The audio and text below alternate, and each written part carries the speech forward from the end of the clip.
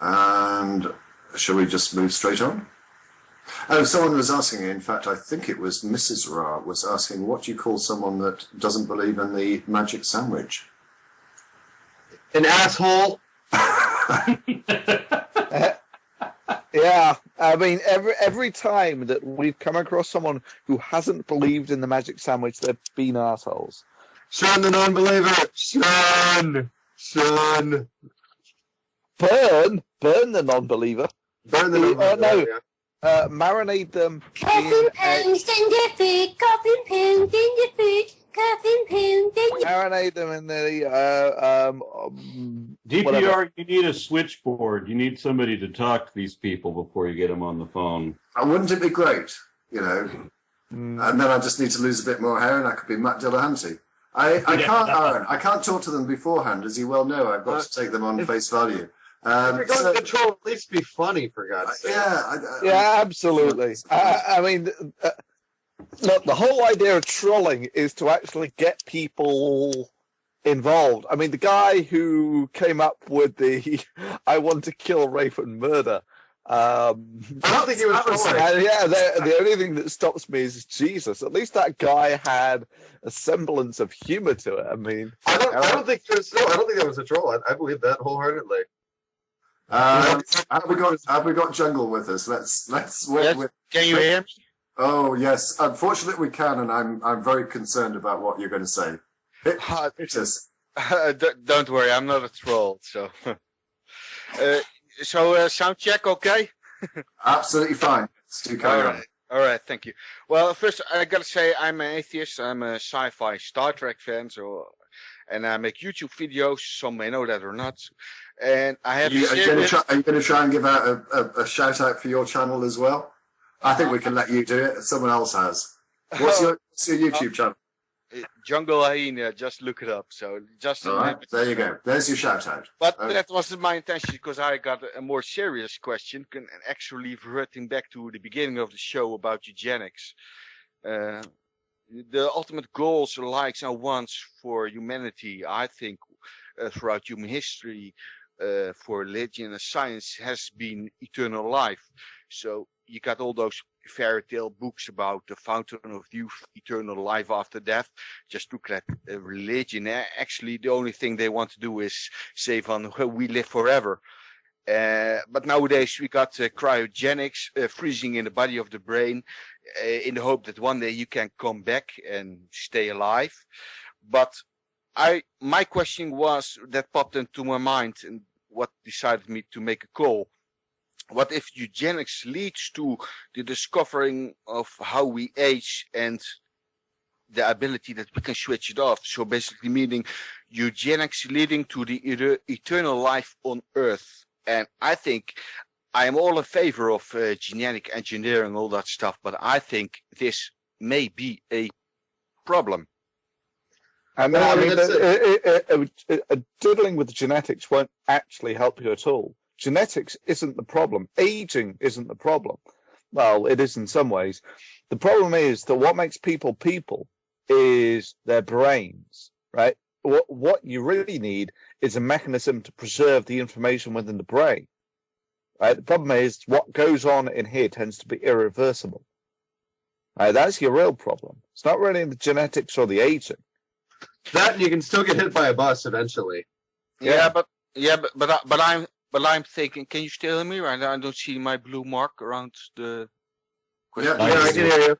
Yeah. But the reason why I ask is because, in my view, being atheist and looking for, I'm almost 40 years old, looking on the Earth, on this planet, is that the biggest problem we have on this Earth is that there are so many people, and you just look you just have to look at the timeline, seeing from how few people we were coming from Africa, and millions and now billions of people.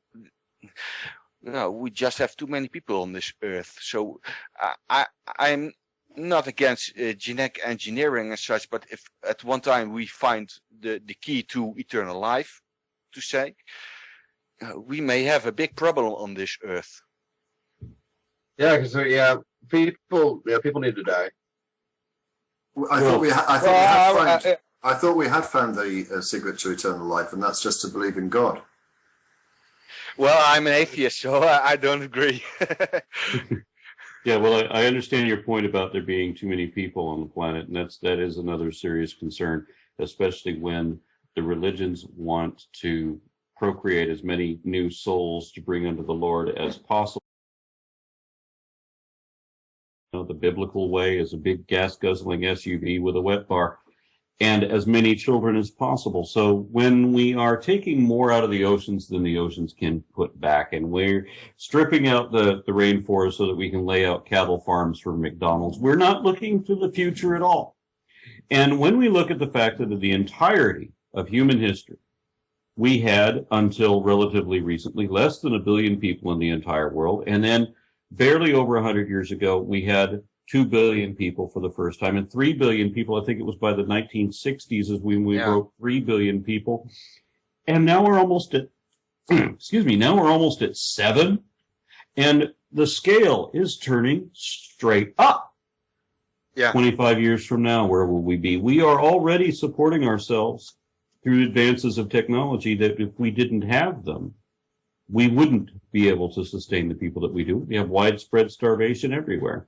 Yeah, and is it not always the religious that breed? I mean, the Catholic Church has got a doctrine that you should not use contraception, which obviously, apart from causing enormous amounts of suffering, also leads to large families.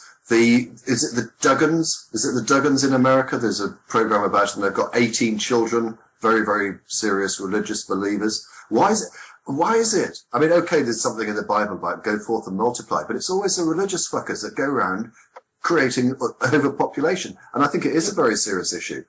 And it's not just go forth and multiply. You got to remember the 9s after that. I mean, it's dominate and subdue the earth. And that's where the agenda appears to be. And that's why belief in end times is such a dire belief, because there has to be something to save us from the consequences that we've created for ourselves. Otherwise, we would be responsible for the mess we're still creating and don't know how to fix.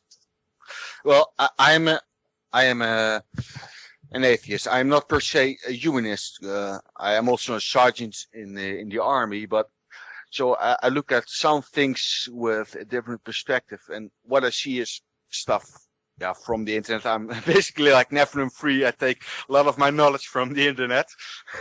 But what I mean is, you look at energy consumption graphics from the USA. The USA, would they say if the whole of the world were like the USA, we would need 4 or 5 Earths to maintain this consumption rate we have. So we just can't keep up.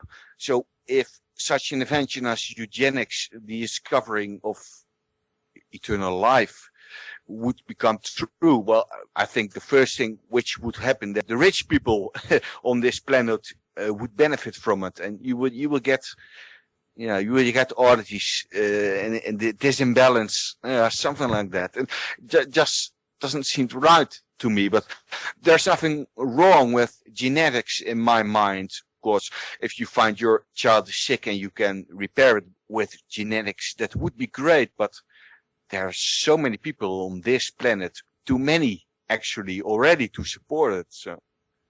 Yeah, well, I understand your point, and there's definitely something in the United States going on about a reverse thinking that order. When, for example, we had our first gas crunches, I mean, people were denying that it was even possible to run out of oil, even though they have to admit that within the confines of the earth, there can only be so much. It can't be an unlimited amount, which means that theoretically you could eventually run out of it.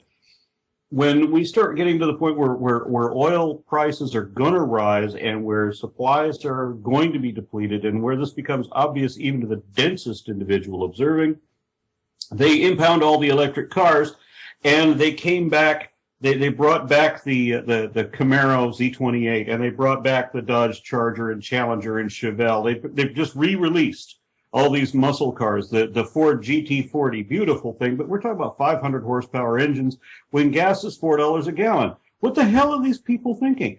I agree. Yeah, yeah. I have a motorcycle. I have a motorcycle that has a bigger engine than most European cars.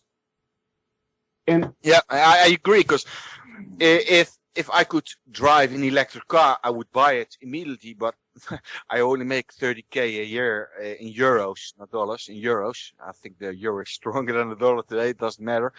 But if I could afford such a car would be what, 50, 60K. I can't buy an electric car at this moment. Of course, all those technologies just at the beginning of the technology, and it will go better, we hope.